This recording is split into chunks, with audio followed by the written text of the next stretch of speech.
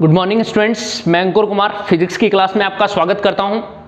Last lecture में हमने Rutherford के मॉडल की कमियां पढ़ी थी और रदरफोर्ड मॉडल से अल्फा कण तथा नाभिक के मध्य लगने वाले प्रतिकर्षण बल के बारे में देखा था। आज के इस लेक्चर में हम बात करेंगे कि जो दो नाभिक हैं, एक अल्फा कण जब किसी भी नाभिक पर बमबारी करता है या उसकी बौछार कराई जाती है तो उन अल्फा कण द्वारा नाभिक के निकटतम पहुंच की दूरी कितनी होती है, तो उसके बारे में बात करेंगे। हम नाभिक के आकार का आकलन करेंगे कि नाभिक का आकार किस तरीके से निकाला जाता है, तो इस पे बात करते हैं। देखो, हमारा टॉपिक होगा नाभिक का आकार। नाभिक का आकार, क्योंकि रदरफोर्ड के अल्फा कण प्रकीर्णन प्रयोग के आधार पर हमने रदरफोर्ड का नाभिकीय मॉडल देखा था। रदरफोर्ड का नाभिकीय परमाणु मॉडल की कुछ व्याख्या देखी थी कि किस तरीके से नाभिक का आकार को डिसाइड किया गया। फिर रदरफोर्ड मॉडल की कमियां भी देखी थी, कौन कौन सी कमियां थी, इनकी असफलताएं क्या थी और उनको असफलताओं की व्याख्या करने में बोर का मॉडल सूटेबल था, इसलिए नील्स बोर ने अपना परमाणु मॉडल प्रस्तुत किया था। उसके बारे में हम इस लेक्चर में बात करेंगे। तो यहां पर हम देखते हैं नाभिक के आकार पर। मान लो ये कोई भी एक नाभिक है, जैसे स्वर्ण पन्नी का कोई भी नाभिक होगा जो धनावेशित कण होता है। स्वर्ण पन्नी होगा तो स्वर्ण पन्नी के लिए Z का मान कितना होता है, परमाणु क्रमांक 79। लेकिन हम स्वर्ण पन्नी का नाभिक न लेकर कोई भी एक नाभिक लेते हैं जिसका परमाणु क्रमांक कितना है, Z, और इसमें इलेक्ट्रॉनों की संख्या होती है Z इलेक्ट्रॉनों की संख्या होगी तो इसका कुल आवेश कितना होगा, Ze। इस नाभिक का आकार मान लेते हैं, यहां से लेके यहां तक इसका सेंटर है, तो इसके आकार नाभिक की त्रिज्या है वो R0 से डिनोट कर लेते हैं। R0 क्या है, ये नाभिक की त्रिज्या, इसको ही हम निकालेंगे और इसी त्रिज्या से नाभिक का आकार डिसाइड हो जाएगा। ये होती है नाभिक की रेडियस त्रिज्या। जब किसी अल्फा कण को, यहां से ये अल्फा कण है 2He4 अल्फा कण, इसकी जब बमबारी कराई जाती है और इसका आवेश कितना होता है 2 इलेक्ट्रॉन के बराबर है, तो ये अल्फा कण यहां तक पहुंचता है इसके पास में और यहां पहुंचने के बाद में ये वापस रिटर्न होता है। क्यों? क्योंकि ये भी धनावेशित कण है और ये भी धनावेशित कण है, तो इन दोनों पर जब निकटतम पहुंच की दूरी कितनी है, R0, तो इस पर प्रतिकर्षण बल लगेगा। ये बल लगेगा प्रतिकर्षण बल, और प्रतिकर्षण बल का मान कितना होता है, जब हम बात करते हैं दो आवेशों के मध्य लगने वाला प्रतिकर्षण बल, तो एक आवेश है Q1, यह आवेश मान लेते हैं Q1, और यह आवेश कितना है Q2, तो दोनों के मध्य की दूरी मान लेते हैं कितनी है, R। तो दोनों के मध्य लगने वाला कूलाम का प्रतिकर्षण बल, कूलाम का प्रतिकर्षण बल कितना होता है, कूलाम का प्रतिकर्षण बल होता है F बराबर 1/4πε0, कांस्टेंट आता है K, Q1 Q2 अपॉन में R²।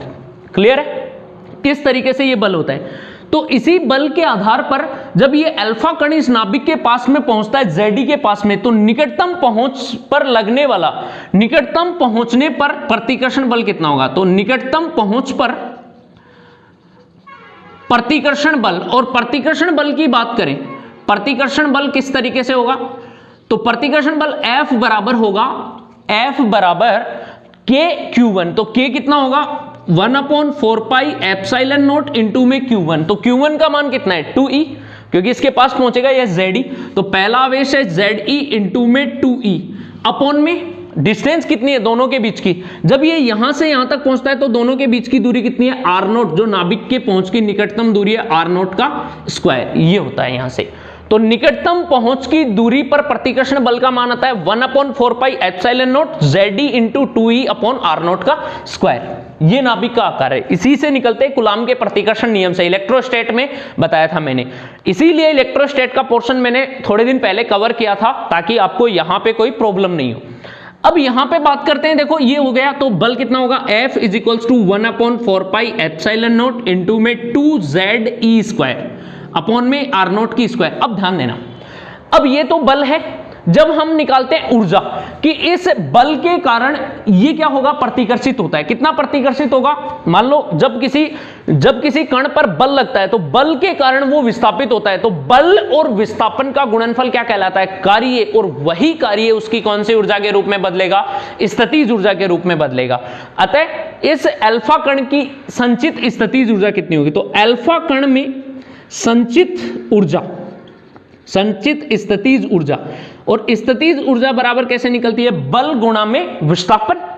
तो स्थितिज ऊर्जा U बराबर होती है बल गुणा में विस्थापन, और विस्थापन कितना है इन दोनों के बीच की, नाभिक के पहुंच की निकटतम दूरी r0, तो F इंटू में r0, बल गुणा विस्थापन। देखो ये है बल और ये है विस्थापन, ठीक है। अब यहां से देखो बल की वैल्यू है, ये यहां पे रख देंगे और बल की वैल्यू रख के इसके वैल्यू निकालेंगे, तो U is equals to 1/4 pi epsilon not into में 2ZE स्क्वायर अपॉन R0 की स्क्वायर इंटू में R0, ये हो जाएगा। R0 से एक R0 कैंसिल हो जाएगी, तो स्थितिज ऊर्जा कितनी आएगी, 1/4 pi epsilon not ZE into में 2E अपॉन में R0, ये आ जाएगी इसकी स्थितिज ऊर्जा, ठीक है। इस तरीके से हम स्थितिज ऊर्जा निकाल सकते हैं, मतलब बल को आप विस्थापन कर दो, उस दूरी से गुणा कर दो और वही क्या आ जाएगी आपकी स्थितिज ऊर्जा।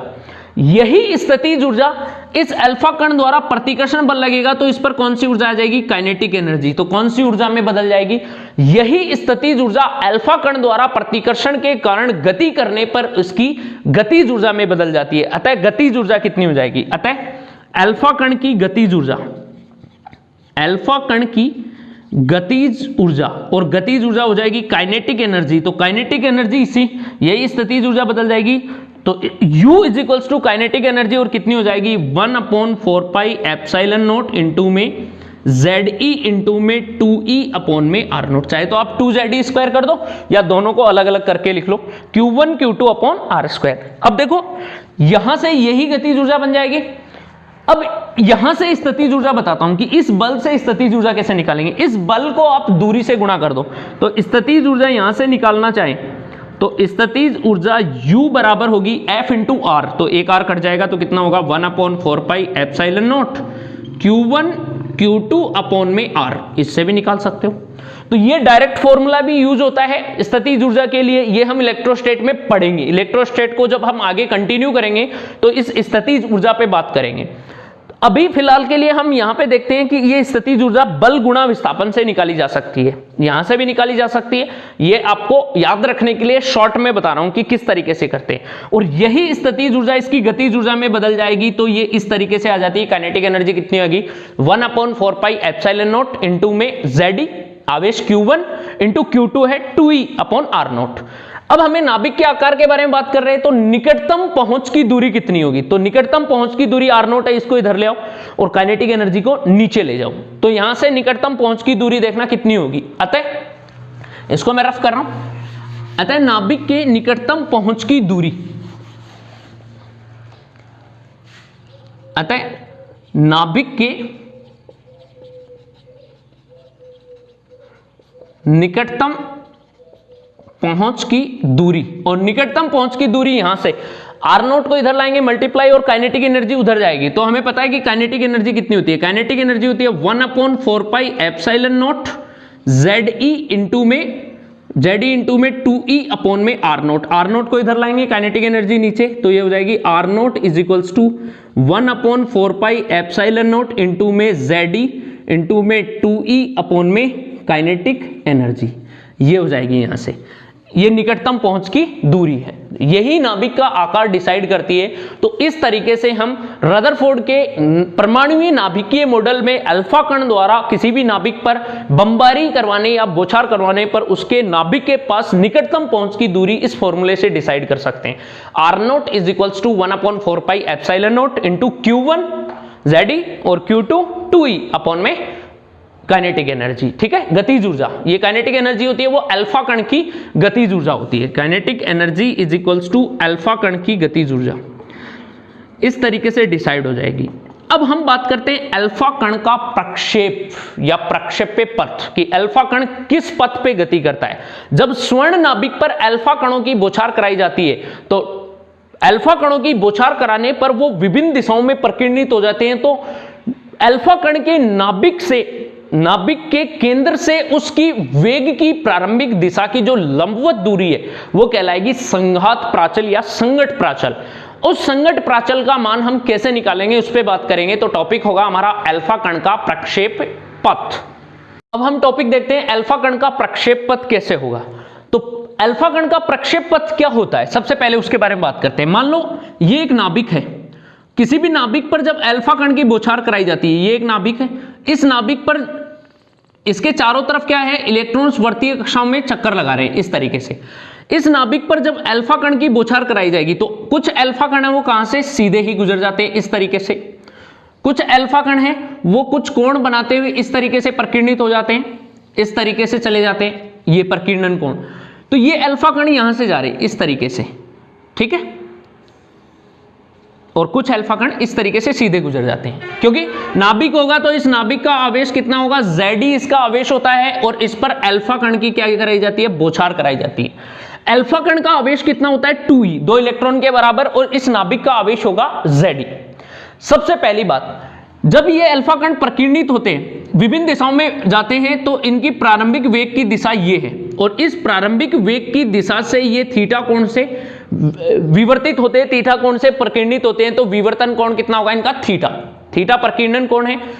अब यहां पे बात आती है संघात प्राचल की, विवर्तन कोण थीटा तथा इनके संघात प्राचल के मध्य दूरी। तो अब यहां पे एक टॉपिक है संघात प्राचल, जिसको हम संगत प्राचल भी बोलते हैं, संघात प्राचल या फिर संगत प्राचल, ये इस तरीके से होता है। संगत प्राचल क्या होता है, इसको डिनोट करते हैं बी से। अब ध्यान देना, किसी भी नाभिक के केंद्र से, किसी भी नाभिक का केंद्र ही है, इसके केंद्र से अल्फा कण के प्रकीर्णन की, उसके वेग की दिशा पर डाली गई लंबवत दूरी।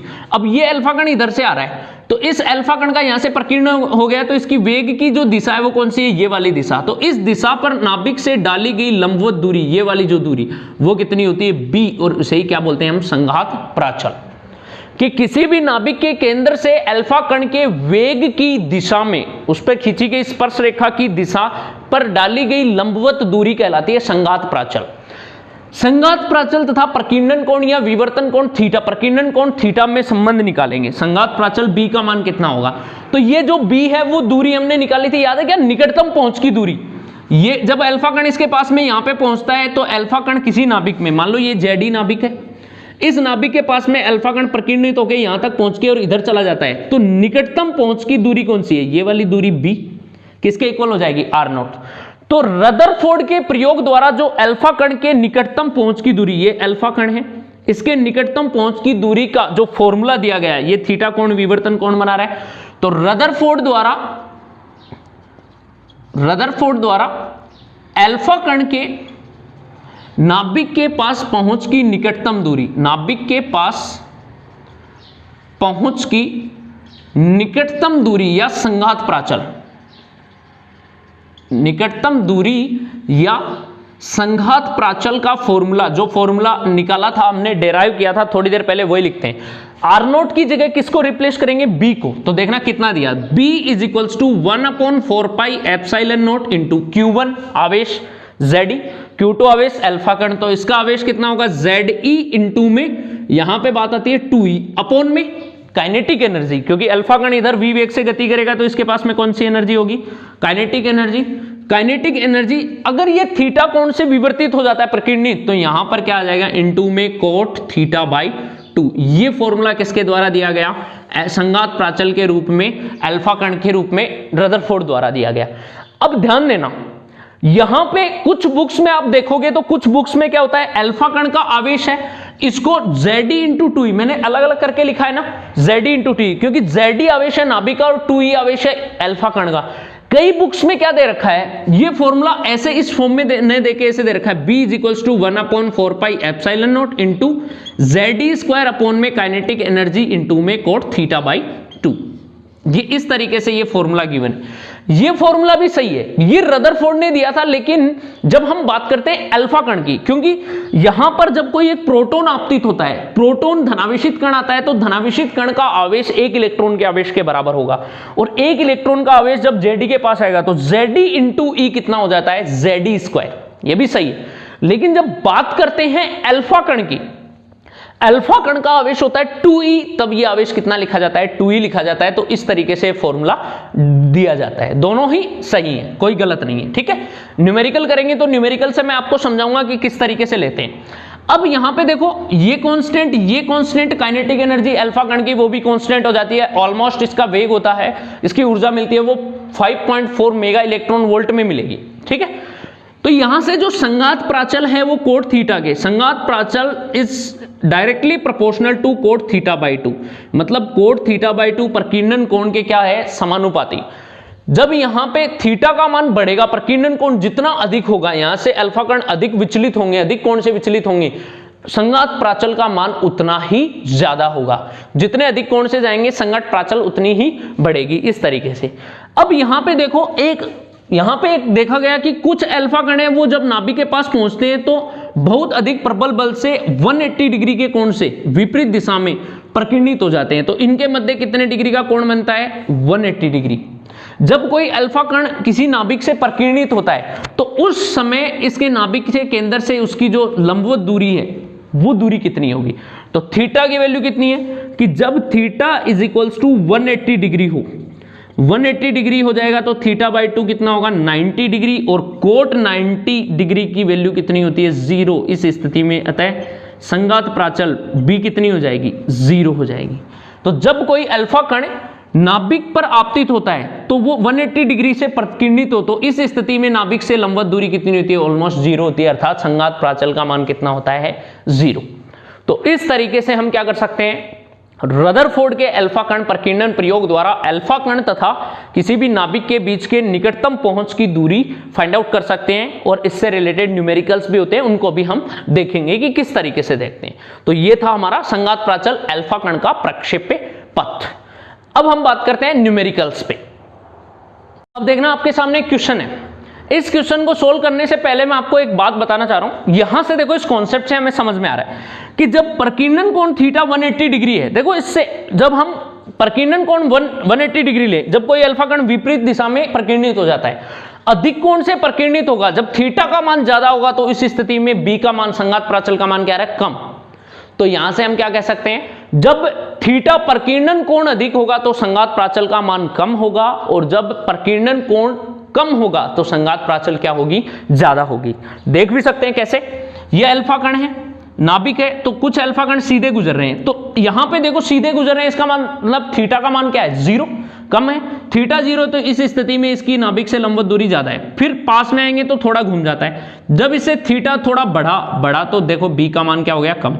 फिर पास में आता है तो 180, मतलब थीटा बढ़ने पर बी का मान कम होता है और थीटा कम होने पर बी का मान बढ़ जाता है, संघात प्राचल। अब इस पे आते हैं, 2.5 मेगा इलेक्ट्रॉन वोल्ट ऊर्जा का एक अल्फा कण, अब जो ऊर्जा दे रखी है वो कौन सी ऊर्जा होती है, गतिज ऊर्जा। तो काइनेटिक एनर्जी आपको गिवन है कितनी, 2.5 मेगा इलेक्ट्रॉन वोल्ट। आप इसको जूल में भी कन्वर्ट कर सकते हो मीटर में लेने के लिए, तो जूल में कितनी हो जाएगी, 2.5 मेगा का मतलब क्या है, 10 टू द पावर 6, और इलेक्ट्रॉन का मतलब इलेक्ट्रॉन का आवेश 1.6 इंटू 10 टू द पावर -19, और ये किस में आ गई, जूल में, क्योंकि कुलाम होता है, और कुलाम इंटू वोल्ट किसके बराबर होता है, जूल के बराबर होता है। कुलाम इंटू वोल्ट याद है, कुलाम इंटू वोल्ट कहां से निकलेगा, V इज इक्वल्स टू होता है V W अपॉन Q, तो Q into W is equals to Q into V, तो देखो कुलाम इंटू वोल्ट, जूल कार्य के बराबर आ गया। जो स्वर्ण नाभिक, तो Z का मान कितना है, 79, स्वर्ण नाभिक पर आपतित प्रकीर्णित हो रहा है, तो इसके लिए निकटतम पहुंच की दूरी ज्ञात करो। अब ध्यान रखना, ऐसी कंडीशन में कोट थीटा बाई 2 ये नहीं लिया जाता है, इसकी वैल्यू कितनी ली जाती है, 1 ली जाती है। जब इस तरीके का क्वेश्चन होता है, हम मान के चलते हैं कि थीटा का मान कितना है, ऑलमोस्ट थीटा है वो सीधा ही निकल रहा है, तो थीटा कोस थीटा बाई 2 इसकी वैल्यू हम लेते हैं 1। जैसे कोस 0 की वैल्यू 1 होती है, साइन 0 की वैल्यू 0 होती है, तो उस हिसाब से हम कोट थीटा बाई 2 को क्या करते हैं, इग्नोर करते हैं यहां से। तो हमारा जो फॉर्मूला बनेगा निकटतम पहुंच की दूरी का, निकटतम पहुंच की दूरी हमें यही निकालनी है, संघात प्राचल नहीं निकालनी। निकटतम पहुंच की दूरी का formula R0 is equals to कितना होगा, 1/4 पाई एप्सिलॉन नॉट इंटू में ZE इंटू में 2E अपॉन में नीचे क्या आती है, काइनेटिक एनर्जी। हो गया निकटतम पहुंच की दूरी। तो R0 is equals to 1/4 pi epsilon naught की वैल्यू 1/4 पाई, इसको आप क्या लिख सकते हो, K भी लिख सकते हो, इंटू में 2ZE स्क्वायर अपॉन में काइनेटिक एनर्जी। अब देखो K की वैल्यू मैंने आपको इलेक्ट्रोस्टैट वाले चैप्टर में बताई थी कि जब प्रतिकर्षण बल या कुलाम का आकर्षण बल लगता है, वहां पे जो K कांस्टेंट होता है उसको 1/4 पाई एप्सिलॉन नॉट भी लिख सकते हैं, और इसकी वैल्यू होती है 9 into 10 to the power 9। K को हम क्या लिख सकते हैं, 1/4 पाई एप्सिलॉन नॉट, या फिर इसकी वैल्यू होती है 9 इंटू 10⁹ ये वैल्यू यहां पुट कर देंगे, वैल्यूज रखते हैं। तो R naught is equals to 9 into 10⁹ into, अब इनकी वैल्यूज आगे रख दो 2 इंटू में z की वैल्यू 79 और e की वैल्यू क्या है e स्क्वायर, तो इसको e स्क्वायर कर देते हैं अपॉन में काइनेट ये तो आ गया इसमें k में काइनेटिक एनर्जी लिखते हैं, तो काइनेटिक एनर्जी कितनी है 2.5 मेगा का मतलब है 10⁶, और ये इलेक्ट्रॉन का आवेश है, इसको e लिख लो। तो इलेक्ट्रॉन के आवेश को e लिख दिया और ये जूल में कर दिया, क्योंकि इस वैल्यू को हम e भी तो लिख सकते हैं, इस वाली वैल्यू को इसलिए लिख रहे हैं क्योंकि एक ई से ई काट दिया, या फिर आप इसकी वैल्यू लिखोगे तो एक वैल्यू से ये कट जाएगी, ठीक है। अब ऊपर एक ई बच गया, तो R naught is equals to कितना आएगा 9 into 10⁹ into 2 into 79 into 1.6 into 10⁻⁻19। कैसे आया, ये तो बाकी है, एक ई बचा, ई का आवेश लिख दिया अपॉन में 2.5 इंटू में 10⁻6, जो भी आएगा वो किस में आ जाएगा मीटर में, आंसर ये दूरी आ जाएगी। तो ये दूरी आपको क्या निकालनी है, आपको फाइंड आउट करनी है इस तरीके से। तो ऐसे हम क्वेश्चन सॉल्व कर सकते हैं संघात प्राचल से। नेक्स्ट लेक्चर में अब हम बात करेंगे जो रदरफोर्ड के परमाणु मॉडल की जो कमियां थी उनको सुधारने के लिए बोर ने अपना परमाणु मॉडल प्रस्तुत किया। हाइड्रोजन स्पेक्ट्रम की व्याख्या भी करी थी नील्स बोर ने, और नील्स बोर की जो परिकल्पनाएं थी उन पे बात करेंगे। तब तक के लिए आप वीडियो को देखते रहिए, लाइक कर दीजिए, चैनल को सब्सक्राइब करना बिल्कुल भी मत भूलिएगा। Thank you, have a nice day.